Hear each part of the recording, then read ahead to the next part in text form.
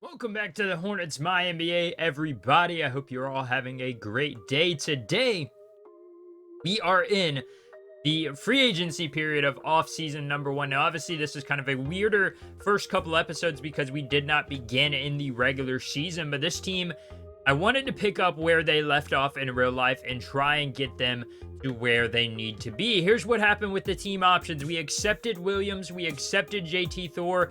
We did not accept Davis Bertans qualifying offers. We didn't have anybody. And right now, this is where the roster stands. We've got LaMelo, Micic, Nick Smith Jr., Kyle Boswell, the second round pick, 12th overall in the second round. Boswell and Nick Smith Jr. are fairly similar. Both of them can shoot the daylights out, but neither of them necessarily provide the perimeter defense that we're looking for as a backup to a LaMelo Ball. At the shooting guard position, we're about the same. Trey Mann, Stephon Castle, the number one overall pick, who looks a little disappointing right now, but we're going to have to wait till he gets on the court to judge.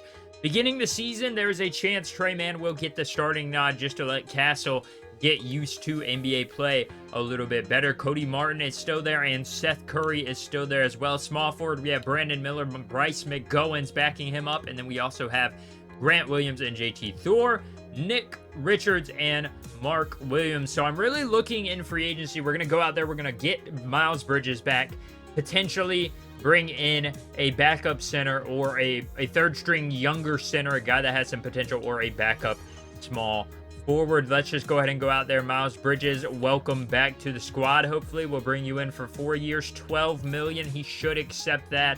And I'm really looking for a backup small forward. Kelly Oubre was on the Hornets at one time, but he's definitely not the shooter that he used to be. Josh Okogie is there. Not a offensive-oriented guy, but he can play defense. That could be promising just because of how little defense the Hornets do have as far as backups go. Terrence Davis is here as well. I'm interested to see where all of these free agents end up going. We potentially could bring back Gordon Hayward if he really liked Charlotte all that much, but I don't really think there's any reason to bring in Gordon Hayward. But I am going to go out there. I'm going to sign Joe Ingles onto a minimum contract. Hopefully he accepts. He should. And we're probably going to bring Pokusevski back as realistically our final signing of the offseason. This one is not going to be very long or very exciting because there's not much that we're doing. Vernon Carey Jr., where did he end up? He ended up in Washington, where he only played about 2.5 minutes a game. He was okay. What's his per 36? Not bad. 7.5 points, 14 rebounds, 2.5 blocks, 2.5 steals, about 4 assists. He was good for the the Wizards if they had let him play. And I'm looking around. Are there any other interesting potential projects? Like Luka Garza at 25 years old. This dude's per 36 stats are crazy. He looks good in his limited playing time, but he is a 6'10 center who is not very good on the defensive end of things, but he can definitely shoot it somewhat. He can spread the floor a little bit, and he can get rebounds offensively, maybe not defensively. He's not all that great. We have Moses Brown, Duop Reith, who ended up finding his way to the Trailblazers, I believe, in real life. DJ Wilson is there. DJ Wilson definitely supplies some shooting, but at 28 years old, not really looking to get any. You're not really going to get much out of DJ Wilson. Let's go ahead and go down here. I say we just find Alexei Pokusevski and bring him back. We have Mfandu Kabengele. He is still walking or sitting around in free agency. That's surprising. Kai Jones, we could bring him back, but no. Dang, I'm not bringing Pokusevski back on that type of contract. He wants $8 million a year. That's a very steep cost for a guy like Alexei Pokusevski. Dominic Barlow is here as well. Potentially could serve as that backup power forward. He was impressive when he played for the Spurs. 12 points per game. He shot okay from the field, about 49% from the field, and 33% from three. So that is definitely an option. Oscar Schwebe, he was undrafted out of Kentucky. What does he have? He's just more of your traditional center, but he's definitely shorter. Udoka Azubuike, I'm really looking for a guy that can spread the floor because neither of our centers can do that. And Mark Williams and Nick Richards definitely are not going to be getting a extensive playing time. But we could bring Noah Vonleh back, the former 9th overall pick from the Hornets. He played 1 season in Charlotte, was not good at all, even though he played about 10 minutes a game, and then he ended up in Portland for about 3 seasons, and he was okay for the Knicks, and then he ended up in Minnesota and Denver and bounced around the league a couple of times. And yeah, that could be an interesting signing. Let's look at the power forward positions. Any power forwards that can really spread the floor. We've got Kwame Evans, 18 years old, 9th pick in the 2nd round. We have PJ Hall out of Clemson. He is a good shooter.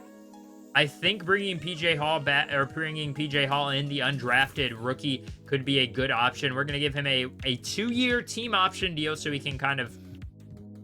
never mind, he doesn't want a team option. We'll give him that. That's going to be our 3 big signings of the offseason, and let's see where that leaves us with. Realistically, we probably have a full team. We've got 4, 8, 11, 15, and 17. Man, we have a crazy amount of players on this roster, so we're going to have to get rid of somebody. And unfortunately, I think Micic is going to have to go for $7 million a year. I'm willing to just ship him off to the cheapest team that makes the most sense. Maybe the Spurs want a point guard in their future. Micic, I'm sorry, man. You played a good role for the Hornets, and right now, though, I think it's just time to focus on the future as we have Nick Smith Jr. and Kyle Boswell at the shooting guard. This is what the lineup's going to look like, essentially. Brandon Miller, Joe Ingles as our backup, a veteran presence. I like that. And then we've got Miles Bridges, Grant Williams, JT Thor, and we also brought in PJ Hall and Nick Richards as well. And that is going to essentially free us up now. We can still bring in our 2-way contract guys. Would Kwame Evans like to be on a 2-way contract? Can you even sign anybody to a 2-way contract in the offseason? I don't know if you can.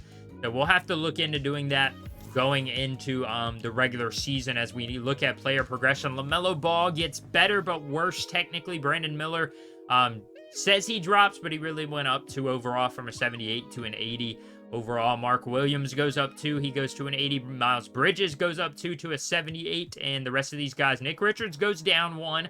Grant Williams goes up 1. Cody Martin down 2. Nick Smith Jr. up 2. Bryce McGowan's up 2. JT Thor up 2. Joe Ingles down. Oh, man, that's tough. I was hoping he wouldn't fall quite that far. And Seth Curry down 6.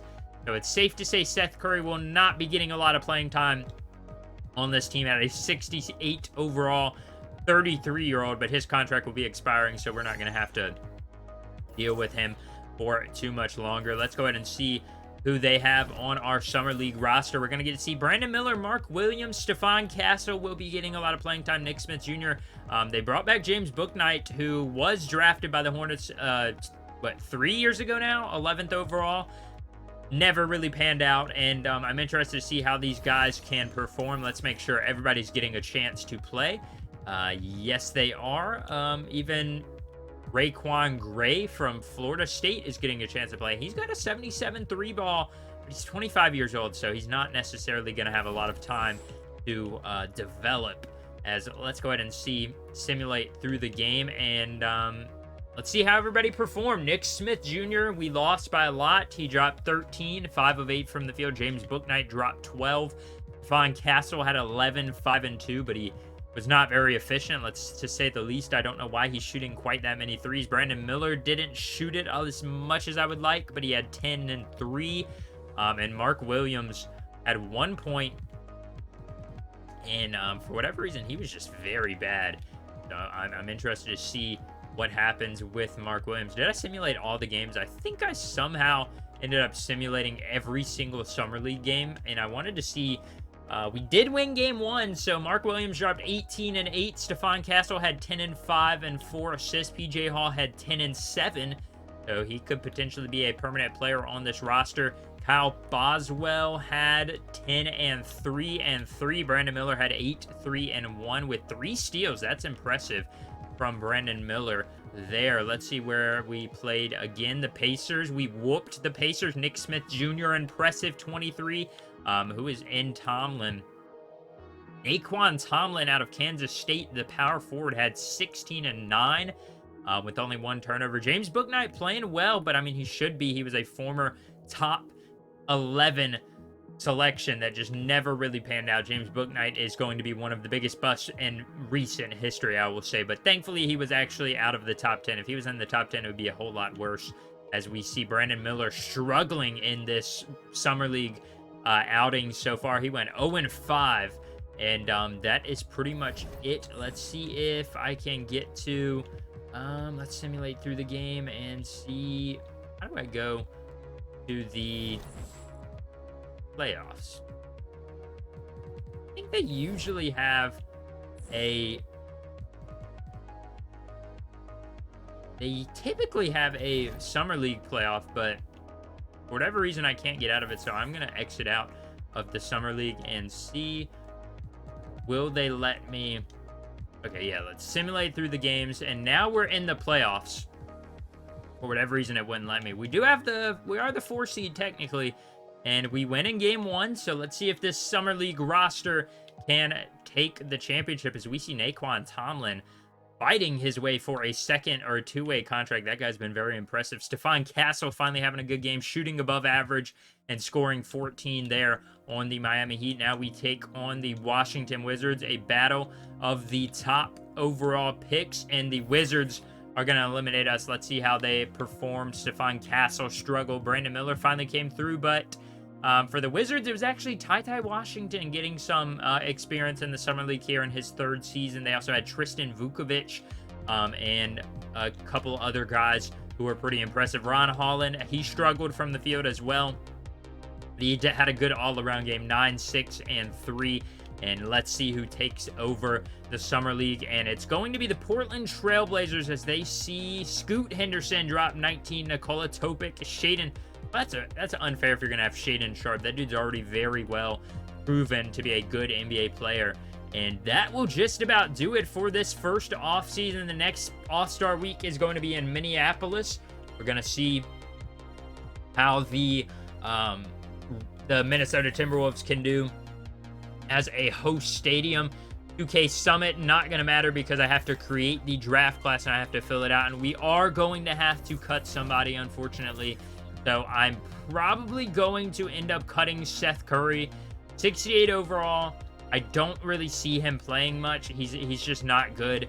And unfortunately, that's just the part of life there.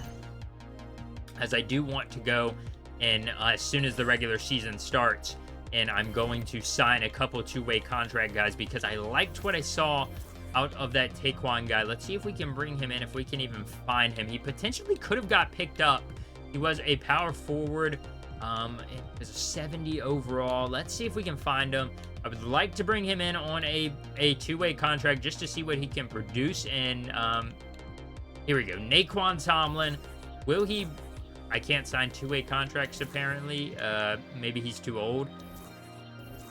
Unfortunately, it's not letting me sign a 2-way contract. I'm not exactly sure why. I'm going to have to check that out in the... after the video's over. But before the season starts, before next episode, I want to show you guys the new gear they're rocking here in Charlotte. The new jerseys. LaMelo Ball rocking the newest brand of the Charlotte Hornets jersey. And I'm going to go ahead and show you guys all of our alternates as well. Here is our icon jersey, the nice baby blue. And we also have the dark blue parallel there as well from our variant jerseys. As far as the stadium goes, let's look at the arena. If I can take a look at it, this is what we're rocking in Spectrum Center, the new and improved arena. We fixed up Buzz the Hornet, and now we are looking to begin a new era and hopefully a much more successful era for the Charlotte Hornets. But as always, that is the end of this episode. I know these first two were kind of different than you would expect because I didn't begin in the regular season, but I wanted to make sure they weren't too long, but I also wanted to make sure they were in-depth as well. And let's get a final look at this roster. This is what we're rocking with. Brandon Miller, all of them. You guys know it. PJ Hall is the final man on the roster. Make sure to get ready and tune in for next episode as we get prepared to open the season up against the Memphis Grizzlies. And I'll adjust and set the starting lineups and get you all acclimated with how this team is going to look. Thank you all for watching this one. I'll catch you all next time.